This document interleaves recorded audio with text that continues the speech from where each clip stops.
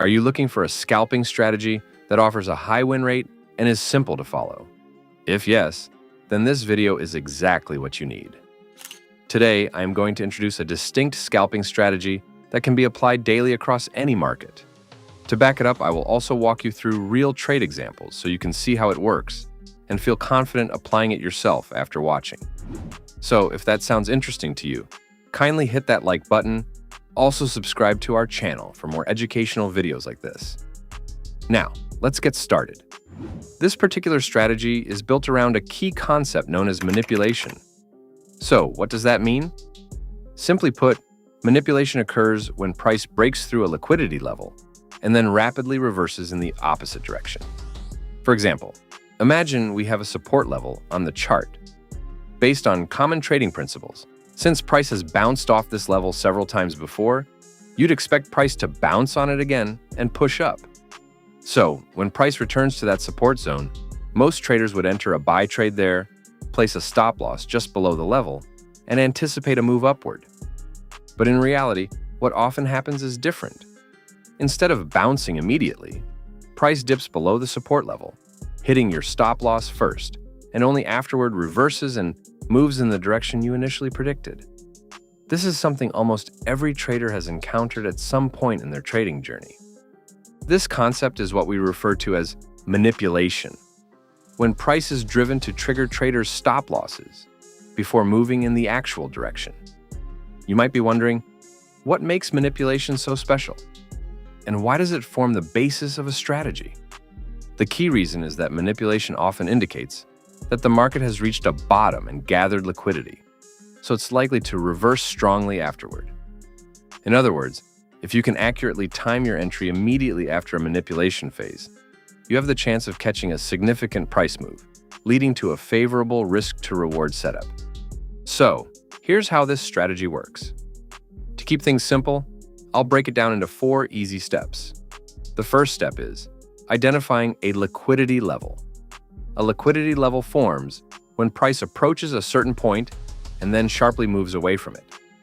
That final point before the reversal is known as the liquidity level, and you can mark it by drawing a line.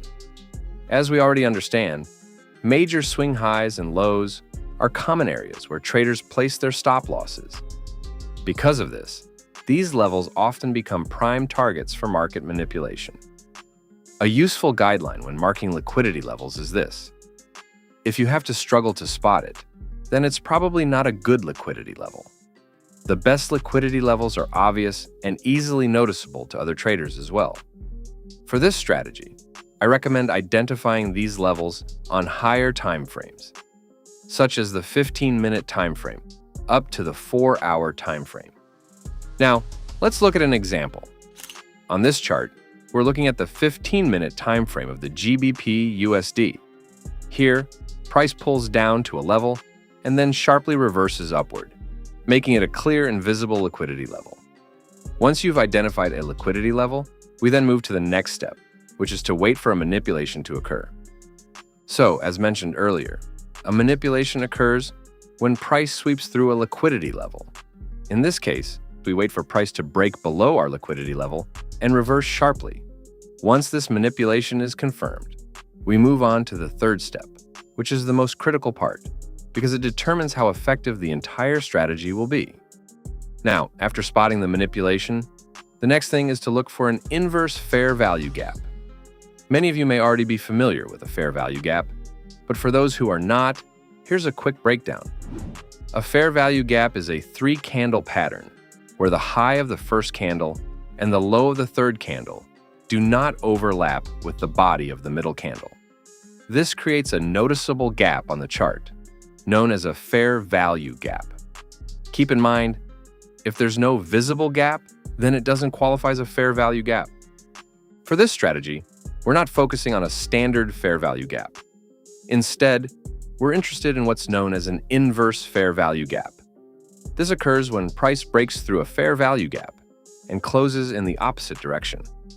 In other words, when a fair value gap forms and price breaks through it against its original direction, it becomes an inverse fair value gap. Looking at the chart, the goal is to identify an inverse fair value gap forming close to the manipulation. In this case, we can clearly see a fair value gap, as there's a visible gap within the body of the candle. Shortly after, price moves above that gap and closes beyond it, confirming it as an inverse fair value gap. Now, let's summarize what we have so far. First, we have an obvious liquidity level. Second, we have a sweep or manipulation of that level. And finally, we have an inverse fair value gap forming in the area of that manipulation. After all three conditions are met, we proceed to the fourth and final step, which is the entry. Here, we place a buy position at the close of the candle that breaks the fair value gap. The stop loss is positioned slightly below the gap, while the take profit is set at 2 times the size of the stop loss, giving us a 1-to-2 risk to reward ratio.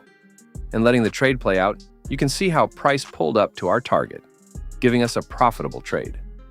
Now let's also look at a bearish example. Here we're on the NASDAQ 15-minute time frame. We can see that price pulled up to this level and then reversed from it, creating a liquidity level at the high. So we mark it out with a line.